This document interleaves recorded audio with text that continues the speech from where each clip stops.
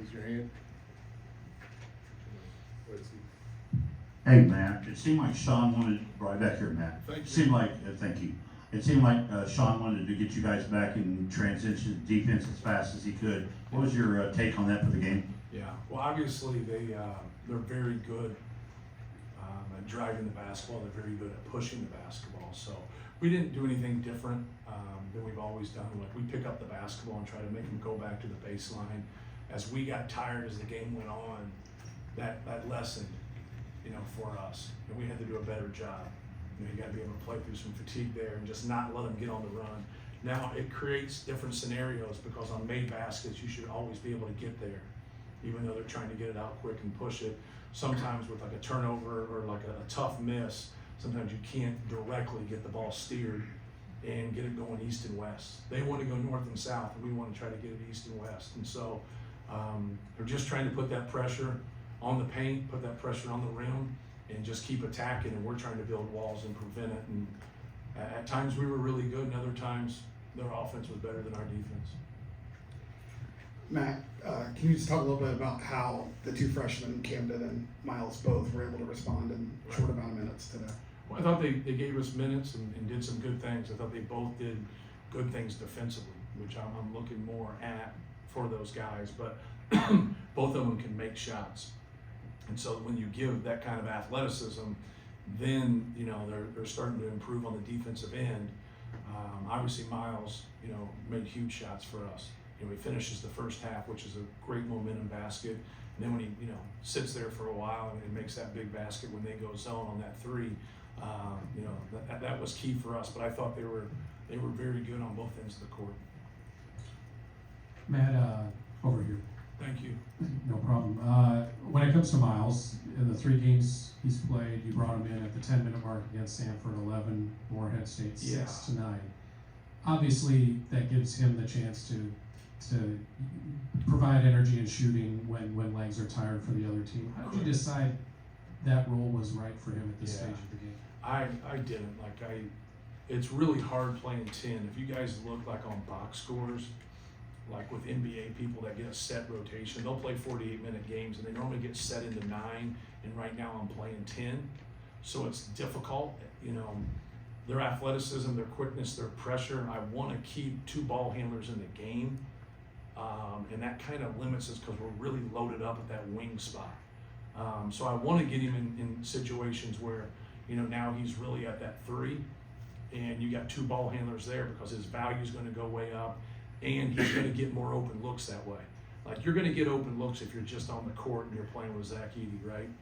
If you execute things, you set good screens, you got a better chance. But then Braden Smith, and you throw that element in there with Braden and Zach. If you can get in with those guys, your percentage of shots that you're going to get, like that pass into the first half, was just it's a great pass. They really helped off, and Miles got that shot. But he's a good player. And, he's the only guy. I looked out there today and we were running everything dry. Every single player was in our program last year. 2 of them redshirted, but everybody was here. He's the only one out there. So at times in practice, the only thing he hears is his name being yelled.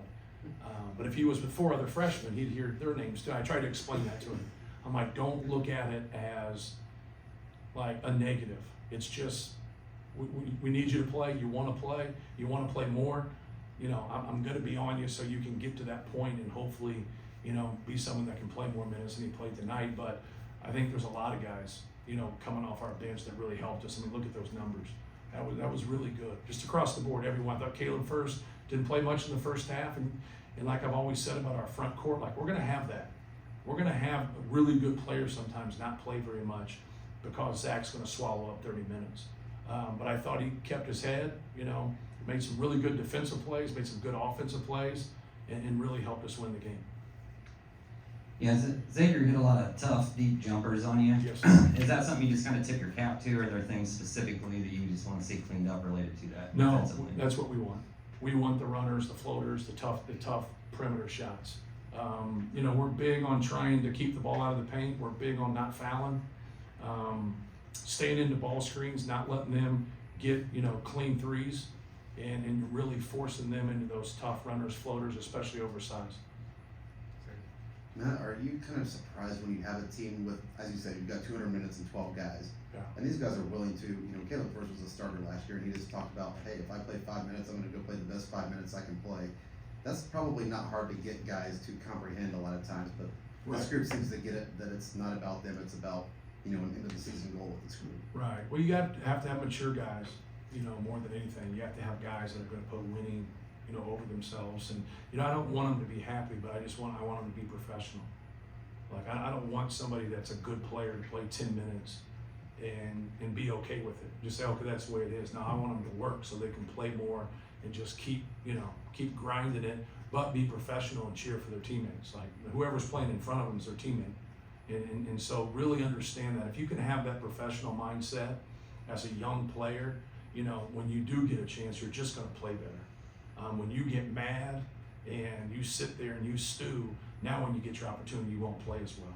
I know that might not make sense to people that have never played, but if you've played competitive sports, having a clear mind and just staying positive, it helps you, tenfold. I don't know what you thought real time, but it didn't feel like a classic Zach game. And then he finished with 28-11, 11 fouls drawn, 4 blocks. How do you not take that for granted when he does it every game, sometimes quietly? Right. Well, if you watch him, you expect him to make every shot. But what's a cool thing about it is so does he. So he missed 8 shots, like he's not happy about it. And so his gauge isn't somebody else, his gauge is himself. But as long as we win, I know he's happy. I thought he did some really good things. They stayed home a lot and made him make some tough, post moves. And, he just has to keep staying with it. But I thought he did a good job. When you come down the stretch and you get into that bonus and, you just keep giving it to him. Now he's got to make decisions. Does he have the angle to score? Does he have to pass? So even when he turns it over, here and there, it's still all right. We just got to stay aggressive with him and force other teams into a bind. Matt, you talked about Caleb a little bit. Just what does he bring you as a guy who can play the 4 and the 5? What value does he add when he's on the court? Yeah, well, he rebounded well. He had some block shots. Obviously, he stuck that 3, which was a big 3 for us. Just his versatility, more than anything. And, when he's detail-oriented and he's paying attention to details, he's a good player. That's when his athleticism comes out. He's got a good ability to sense things, especially with Zach about diving. He can make some hard dives and get dunks, get layups when they give him too much attention. But no, he's a good player. And he's been a little bit short on minutes here because of what I've talked about. But tonight it felt like from a defensive standpoint, it really helped us. And he made a couple key offensive plays, and it just made sense to stay with him more down the stretch. Matt, how much value is a timely three-pointer? Because we've seen you guys go volume a lot. Right. Just the timeliness of three-pointers Right. as you get through this season. Is this something that can really help your team as you get deeper? I hope so. You look at our bench, obviously Ethan and Caleb's were, wide open step-in threes, but they were the right play, the right shot, even if they missed it. And obviously Miles is 3 threes. And on down the line, I wish Lance would come out of Crawfordsville when he shoots his threes. But that's all right. But if you're going that way, it'd be different. It'd be Crawfordsville on the north end. So come out of Monticello on the south end. Those are big suburban towns here. We got West Lafayette. People that don't know. But no, I liked our skill level, and obviously last year we just kind of collectively, lost our confidence, and that's tough because nobody's trying to do that, and everybody's working and putting in time, and that's what you got to have. You got to have enough guys, and I believe we have enough guys to where, like, if somebody's struggling, we got other people to pick them up. Mike and the Nashville. Matt, I wanted to ask you about this was apparently the last Gavitt games. Yes. And obviously this is the first year without the ACC Challenge. Are you sorry to see these games go away? Are you tired of playing them and happy to see them go away? No, I like it because from a scheduling standpoint, you get a quality ACC opponent, you get a quality Big East opponent, one's home, one's away, and now you get to your MTE, we play in Indianapolis, and so now we get set and we can move forward. We get our bye games, then we got to grab a game or 2 in between.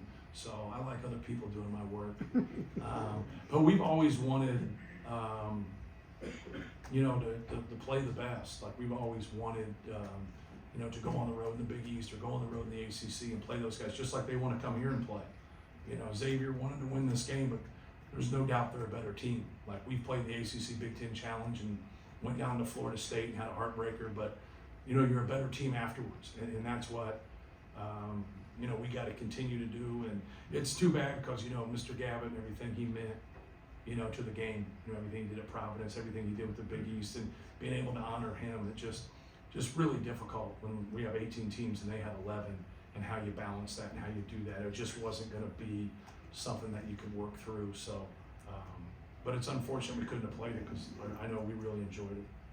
That's what Coach, right here, in that vein of building better, even if you lose against a big opponent, you're going into the Maui Invitational next week. What do you want to gain out of going against Gonzaga and all the top teams that'll be there? Yeah, just keep your focus on that team. Like you can talk about the field, and a lot of you guys will. Like Gonzaga's enough for us, and so like worry about Gonzaga. If you're fortunate enough to win, or even if you don't win, you're going to have a tough opponent the next night. Then move to that game at that time.